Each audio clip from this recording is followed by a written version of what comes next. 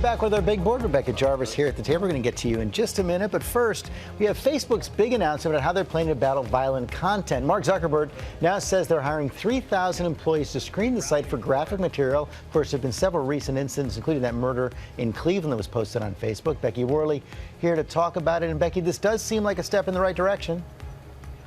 George, Facebook connects us with the best of humanity and the absolute worst. As you mentioned, live videos recently, suicides, murders, beatings, child exploitation. Facebook has been testing artificial intelligence. They want to help determine which live feeds are inappropriate, but clearly that technology is not there yet. So yes, a step in the right direction. 3,000 more employees, taking their screener employees up to 7,500. They want a faster response time getting those videos down, but they also just announced nearly 2 billion Facebook users, so this hire is just a drop in the bucket. 2 billion, and you think about way back when Facebook got started, it was just a way for, connect with family and friends, and then it's taken on so many different ways that it's being used. Is the company just having a little bit of a difficult time with how it has become such a behemoth? Well, I think you nailed it, Robin, with the history of this company. When Mark Zuckerberg posted about this hiring move, he wrote, "We've seen people hurting themselves and others on Facebook, and I think it's heartbreaking."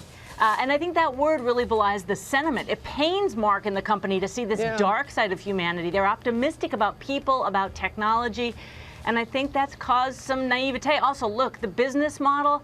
Have you ever tried to call a web service company and get a real human to help you with customer support? True. Silicon Valley, not so good at the messy side of humans, but humans, that's Facebook's business. That's so true. You just think about how they got started and the reason for it. Hey, Becky, thank you. Next up, fight over space on a plane. We told you how American Airlines is planning to shrink the legroom on some of its economy class seats by 2 inches on new planes set to roll out later this year. Now the backlash is indeed growing, and so size does matter. It does. These are 2 precious inches, and as you can imagine, people are sharing their displeasure on social media, as they are wont to do frequently these days. One person writing, "The standing seat is nearer than you think." Another, "I'm 6'4", don't do this to me." I have a husband who's 6'4". He understands how important that extra legroom is. And then finally, "Maybe we will be charged more to bring our legs with us." So, yeah. So being charged for everything, so why you're not getting that? charged for everything. This is the state of affairs these days. And this comes at a time, Gio shared his story this morning about the family being kicked off the flight from Hawaii. You had the ANA flight aboard that flight from Tokyo to LAX. These 2 passengers literally throwing punches. And then, of course, the video that started this whole thing weeks ago, the passenger being dragged off that United flight, eventually settled by United. And then, of course, you have all of the executives from these airlines just a few days ago on Capitol Hill answering to Congress. These changes, not necessarily what Congress was pushing for, fewer inches. We happen to have some airline seats here. We do. So show us what this 2 inches means. So this is bring your airline seats to work day. So the changes. Hey guys, how are you? Hi. So we've got Brenda, Blake, and Cassie here. Do you mind if I take your seat? Sure. All right. So I'm going to sit down right here. Basically, if you take a look over here.